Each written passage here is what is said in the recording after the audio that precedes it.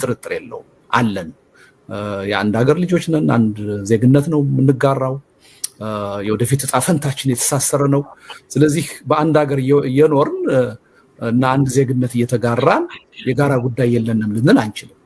ነገር ግን ይሄ መድረክ በዋናነት ስኬቱ የሚለካው በጣም የተራራቀ አመለካከት ያላቸው ሰዎች አዎ የጋራ ጉዳይ አለን ብለው በአንድ መድረክ ተገኝተው መነጋገር መቻላቸው እንጂ በሐሳብ አንድ አይነት ሰዎችን እዚህ አገናኝተን ብንነጋገር የምንፈታውም ችግር የለም፣ ምንም ትርጉምም አይኖረውም፣ እንደ ውጤትም ሊቆጠር አይችልም። እና ብዙ ሰዎች ከከሌ ጋር ለምን ይቀርባል፣ ለምን ይገኛል፣ ምን የሚያገናኘው ነገር አለ የሚል ጥያቄ ያነሳሉ። እና ይሄ በእውነት መታረም ያለበት ነው። እና ሁልጊዜ መድረኮቻችን ላይ የተለያየ አንዳንድም የተራራቀ አመለካከት ያላቸውን ኢትዮጵያውያን አቅርበን ማነጋገርና ከዛ ከልዩነቱ በተጨማሪና በላይ የጋራ ጉዳይ ያላቸው መሆኑን ማሳየት ነው።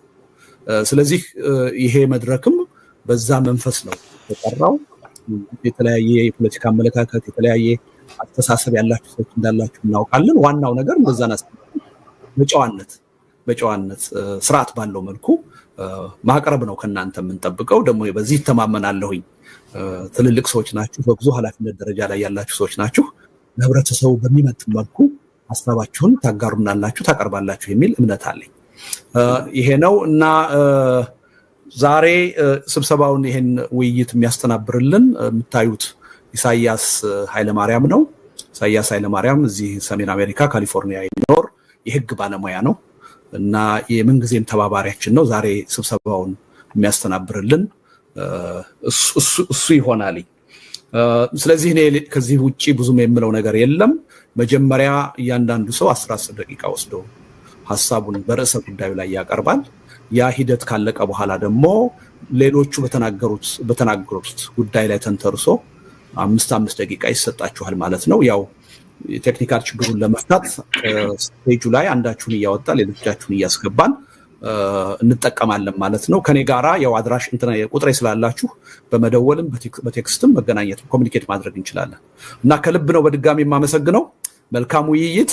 ከዚህ በኋላ መድረኩን ኢሳያስ ይወስድልናል። አመሰግናለሁ።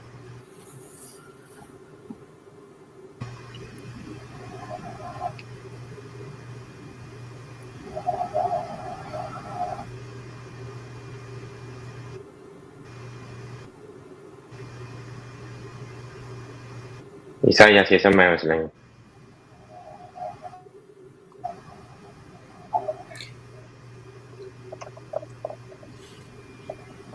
አመሰግናለሁ አቶ ልደቱ።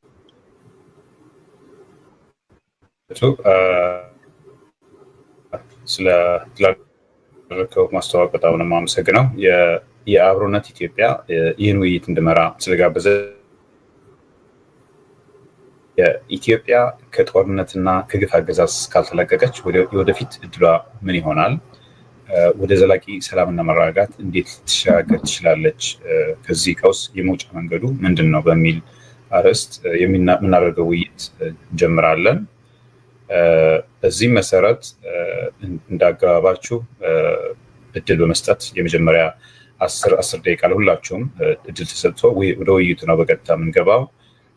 ከዛም ደግሞ ተጨማሪ 5 ደቂቃ በተነሱት ሀሳቦች ላይ ማብራሪያ የሚሰጥበት ሁለተኛ ዙር እድል ይኖራል። እንግዲህ አብዛኛውን የኮድ ኦፍ ኮንዳክት ወይ ደግሞ የዚህ የመርሃ ግብር ስነስርዓት እንደሚችል በስፋት መናገር የሚያስፈልግ አይመስለኝም። ግን ዋና ዋናዎችን ለማንሳት ያክል በሌሎች ሀሳብ ላይ ተንተርሰን ሀሳብ እንሰጣለን። በሁለተኛው ዙር ማለት ነው። በመጀመሪያ 10 ደቂቃ ከዚህ የመጀመሪያ ነገር በሚያደርጉበት ሰዓት 2 ደቂቃ ሲቀር ማስጠንቀቂያ እሰጣለሁ፣ ለማስታወስ ማለት ነው። ከዛ ውጭ ሁሉም ተናጋሪ ንግግር በሚያደርግበት ሰዓት በቪዲዮ መታየት ይኖርበታል። የሁለተኛው ዙር ላይ ተጨማሪ 5 ደቂቃ በሚሰጥበት ሰዓት ሌሎች ሀሳብ ላይ ተንተርሳችሁ የምትሰጡት አስተያየት ይሆናል ማለት ነው። ከ5 ደቂቃ ሊያልፍ አይችልም። ሰዓት ላይ ትንሽ በጣም ስትሪክት ነው የምንሆነው። የሚያደርጉት ንግግር ከርዕሱ ላይ ከተጠቀሰው ውጭ መሆን የለበትም በተቻለ መጠን። እንደዚህ ናቸው እንግዲህ ዋና ዋና መመሪያዎቹ። ከዛ ውጭ ወደ መጀመሪያው ተናጋሪ እሄዳለሁኝ። የመጀመሪያው ተናጋሪ ገብተው ከሆነ ዶክተር አደም ካሴ ዶክተር አደም ካሴ መጀመሪያ መኖራቸውን ላረጋግጥና ወደ ማስተዋወቅና ወደ ዝርዝር ገባለሁ። ዶክተር አደም ካሴ ገብተዋል?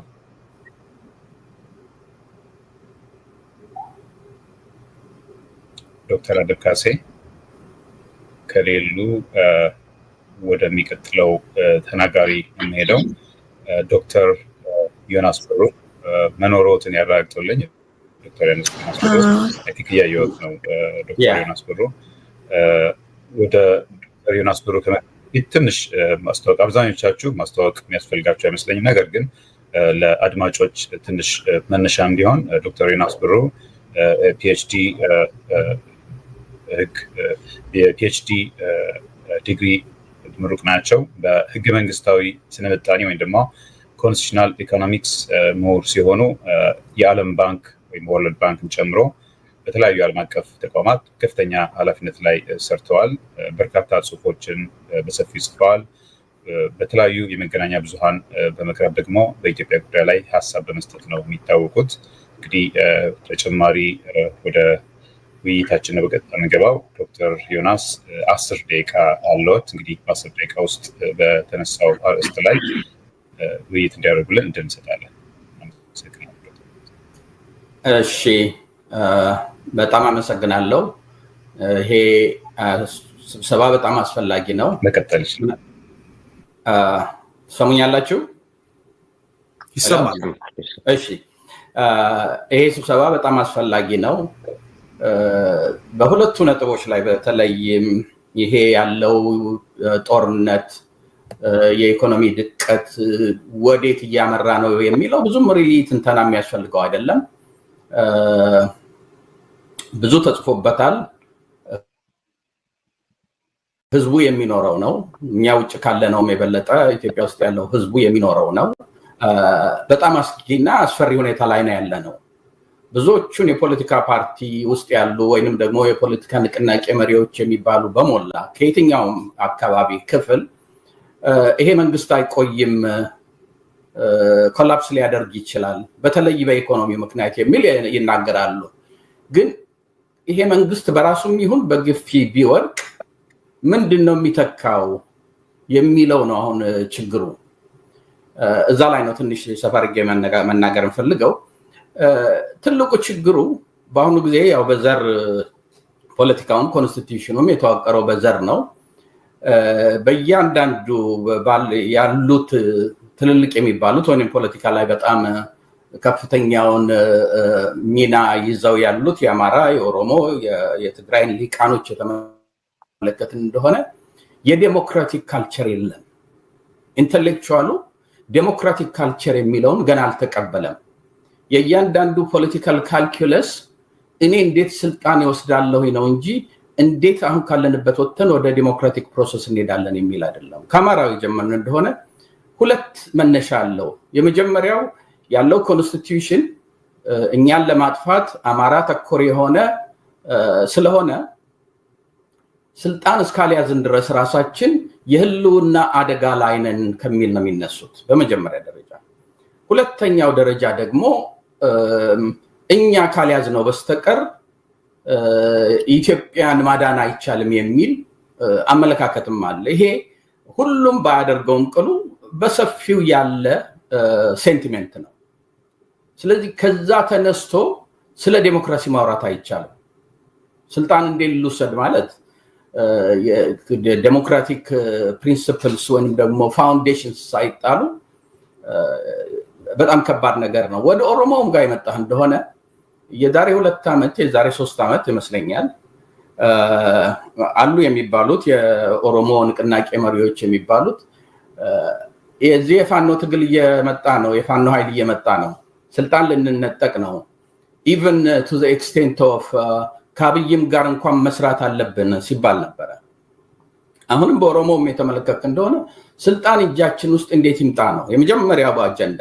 ሁለተኛው አጀንዳ ይሄን መንግስት አንፈልገው፣ ይሄን መንግስት እንዴት አድርገን እንጣለው ነው። ስለዚህ ይሄም የኦሮሞም እንትን የተመለከተው እንደሆነ ከዲሞክራቲክ ፕሪንሲፕልስ ላይ የተነሳ ሳይሆን እንዴት አድርጌ አይዘር ስሩ ማኒፑሌሽን ኦር ስሩ ፎርስ ስልጣን ወስዳለው ነው። ስለዚህ አሁን ያለንበት ሁኔታ መንግስት በራሱ ኮላፕስ ቢያደርግ ምንድነው የሚመጣው ያለ እንደሆነ አሁን በዚህ ስብስብ ውስጥ ያሉት ተሰብስበው ጊዜያዊ መንግስት ወደ ዴሞክራቲክ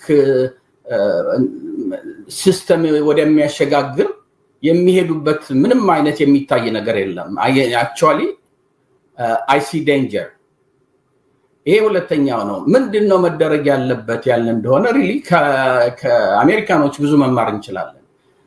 in the 17th or 18th century 1770s አገራቸውን ወደ ዴሞክራቲክ ሲስተም ለመቀየር ባደረጉበት ጊዜ 13 ስቴቶች ነበሩ። እነዚህ 13 ስቴቶች ውስጥ ቨርጂኒያ ትልቁ ነበረ። እኔ ስልጣን እንዴት ነው የምወስደው የኔ ሰው እንዴት ነው መሪ ነው የሚሆነው ከሚል አይደለም የተነሱት።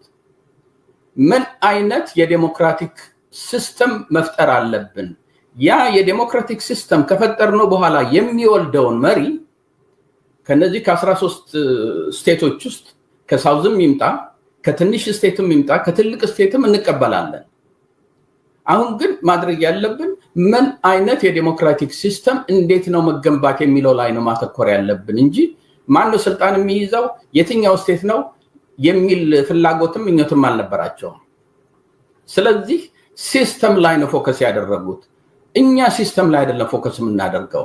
የትግሬን ልሂቃን የተመለከትክ እንደሆነ ስለ ትግራይ ብሶት ብቻ ነው ሲሉ የሚውሉት። the same with the ኦሮሞ the same with the ኢትዮጵያ። ይሄ የዴሞክራቲክ ካልቸር ኦፒኒየን ሊደር የሚባለው ልሂቅ የሚባለው ፖለቲካል ኤሊት የሚባለው ራሱ ሳይኖረው ህዝቡን አገሯን ወደዛ ማሸጋገር አይችልም። አሁን ለምሳሌ ግን ወደ አሜሪካን ስንመለከት ኮንስቲቲዩሽናቸውን በድራፍት ባደረጉበት ጊዜ ቨርጂኒያ ነበረ ትልቁ ስቴት። ትንንሾቹ ስቴቶች እነ ኒው ጀርሲ እና እነ ጆርጂያ ምናምን ነበሩ። ትልቁ ፉክቻቸው ምን ነበረ? በትንንሽ ስቴቶች እና በትልልቅ ስቴቶች መካከል ነበር። እኛ ትንንሾች ነን ከእናንተ ውስጥ ዝም ብለን ብንደባለቅ ትውጡናላችሁ ከሚል በጣም ልዩነት ነበራቸው። ይሄ ቨርጂኒያ ትልቁ ስቴት ምንድን ነበር የሚለው አይ ሁሉ ነገር በፖፑሌሽን ነው፣ እኛ ፖፑሌሽናችን ትልቅ ነው፣ ስለዚህ አመራሩንም እንወስዳለን ከሚል ነበር የተነሱት። ኒው ጀርሲ ደግሞ ትንንሾቹን ስቴት ሪፕሬዘንት አድርጎ ነው እኛ ከማጆሪቲ ቲራን የምንጠበቀው ለትንንሽ ስቴቶች እኩል መብት ከተሰጠ አንድ ኮንግረስ ብቻ ኖሮ እያንዳንዱ ስቴት እኩል ቮት ሲኖረው ነው ከሚል ነበር የተነሱት። ከዛ በኋላ በጣም ሰፊ ክርክር ተደርጎ አንድ ኮንግረስ ብቻ ከሚኖረን ሁለት ይሆን፣ አንደኛው በፖፑሌሽን ሳይዝ አንደኛው ደግሞ ለሁሉም ስቴቶች እኩል ራይት የሚሰጥ፣ በዛ ትንንሾቹንም ፕሮቴክት እናደርጋለን፣ ማጆሪቲውም ደግሞ በህዝቡ መጠን ድምፅ እንዲኖረው ያስፈልጋል። ትልቁ ክርክራቸው የዛን ጊዜ ምን ነበረ? ምንም አይነት ሲስተም ብናቋቁም ሁለት ነገር ማሟላት አለበት። አንደኛው የዴሞክራቲክ ሲስተምን መዘርጋት አለበት፣ ሁለተኛው ለኢኮኖሚ እድገት አመቺ ሁኔታ መፍጠር አለበት የሚል ነበረ። በዚህ እንትን ላይ ብዙ እንትን ያደረኩት ጥናቴም ቅድም እንዳልከው የኮንስቲቱሽናል ኢኮኖሚክስ ነው። ያ ማለት ምንድነው? አወቃቀር የዛን ሀገር የኢኮኖሚም የፖለቲካም እድገት ሂደት ይወስናል ከሚል ነበረ። በዛ ምክንያት አሜሪካ አሁን ያለበት ትልቅ ቦታ ላይ መድረስ ችሏል። በጣም የሚገርማቸው ነገር ምንድነው? በ1770 ኮንስቲቱሽናቸውን በሚጽፉበት ጊዜ ቨርጂኒያ ትልቁ ስቴት ነበረ፣ ኒውዮርክ መካከል ላይ ያለ ነበር፣ ኒው ጀርሲ ትንሹ ስቴት ነበረ። ግን ነፃነት ስለፈጠሩ ህዝቡ ከአንድ ቦታ አንድ ቦታ እንደልቡ መንቀሳቀስ እንዲችል ስለፈቀዱ አሁን ቨርጂኒያ ከማን ነው የኒውዮርክ የቨርጂኒያን ፖፑሌሽን እጥፍ ነው። የዛን ጊዜ የቨርጂኒያ ፖፑሌሽን ከእጥፍ በላይ ነበረ፣ 3 እጥፍ ነበረ የኒውዮርክን። ያ ሊሆን የቻለው ምንድነው? ህዝቡ እንደልቡ ከአንድ ቦታ አንድ ቦታ መሄድ ይችላል። በ17ኛው ክፍለ ዘመን ጀምሮ ጆርጂያ ውስጥ ተፈማን ነው ቨርጂኒያ ውስጥ የዘር ማንዘሩ ተተክሎ የኖረ ሰውና የዛሬ ዓመት ከኒውዮርክ ወደ ቨርጂኒያ የመጣ ሰው እኩል ነው መብታቸው። እኛ ጋር የመጣችሁ እንደሆነ እኛ ሰፈር መጣችሁብን እኛ ነው።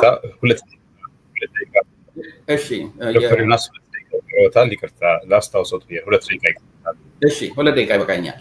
እና በዛ ምክንያት እንደልባቸው መዘዋወር ስለቻሉ ኒው ጀርሲ ትንሿ የነበረችው ቨርጂኒያ ትልቅ የሚባለው ፖፑሌሽን በላይ ፖፑሌሽን አላት አሁን። ለምን ህዝቡ እንደ ልቡ መዘዋወር ይችላል። ስለዚህ አንዱ ትልቁ የኛ ችግር ለውጥ እናመጣለን የሚለው ሊሂቁ የኦሮሞን በለኝ፣ የአማራን በለኝ፣ የትግራይን በለኝ እነዚህ ላይ በጣም ፎከስ የማደርገው እነዚህ ናቸው ሀገር